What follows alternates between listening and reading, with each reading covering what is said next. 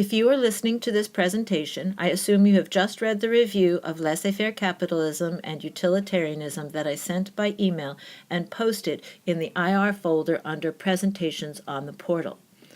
This presentation is on socialism, which has two branches. One is utopian socialism, which will be represented for us by Robert Owen, who was the industrialist we saw in 7.3 that created a model factory called New Lanark Mills. And utopian socialism is represented by the blue square on the left. The second is scientific socialism, which is virtually the same thing as Marxism or communism and will be represented for us by Karl Marx and Friedrich Engels. Friedrich Engels, you might remember, was the industrialist son who described the bad living conditions for workers in Manchester. Scientific socialism is represented by the yellow square on the right. Notice that the middle column, the green square, is the overlap of the blue and yellow squares. The middle column describes the basic concepts of socialism, the characteristics shared by both branches. In other words, utopian and scientific socialism are basically the same thing, but have some distinguishing characteristics that make them different. Let's start by looking at what is shared.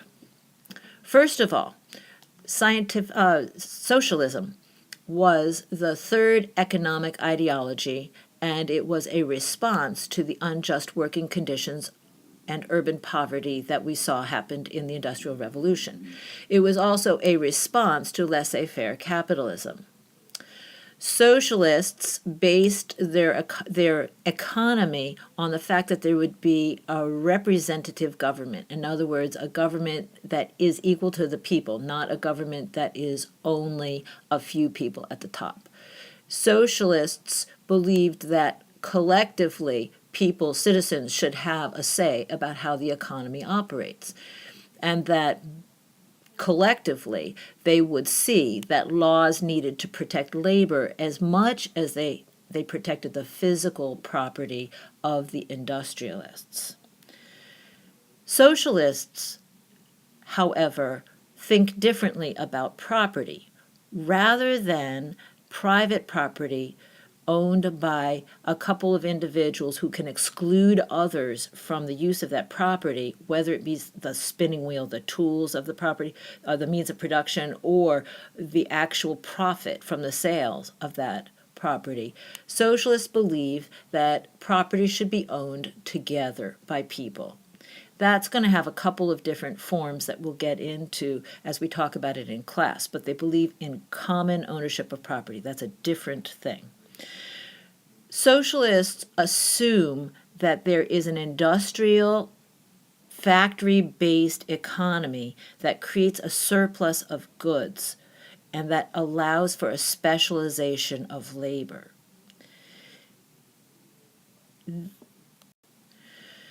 This specialization of labor creates an interdependence between people because the people who are making textiles do that really well and create a surplus.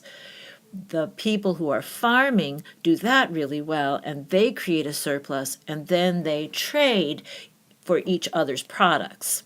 And so we're looking at mass production of goods and a very complex interrelationship of people trading for those. Socialists assume that there's a market economy in which goods are traded for some kind of currency. It's not a barter system. And they have a strong belief that labor is inherently satisfying, that people want to work and be productive. Even if, like an example would be for yourselves, even if you may kind of come to writing a paper for school, kicking and dragging, you don't want to do it. But if you were to really have the time and you worked on it, you produce something that you're really happy about, you feel satisfied in some way that you did something good. Socialists would say that that applies to all labor. If you're doing something that you like and you can really invest yourself in that, then you really feel satisfied with the product. So that people are motivated, if they're able to be satisfied and work in that part, they're motivated to work by having an interest in the outcome of their work. But if a person is working on something and then they're just paid a little bit of a wage that doesn't represent the total value of the product, their part of the total value of the product, then socialists would say that workers feel unmotivated to keep working because they're not getting a true representation of the value of their product.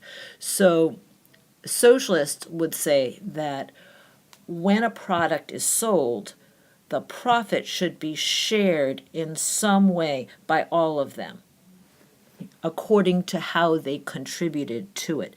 And they would say that a capitalist is important, like the capital in a project is important, but it's not more important than the person who's actually assembling the product, so that the profit from the product should be shared by all. And finally, this is a particular societal thing.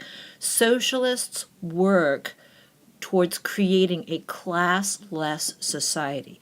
A classless society does not mean that everybody is equal. It means that there aren't classes that lock people in to particular roles in society. People should be able to move around society and not be judged or boxed in by their class.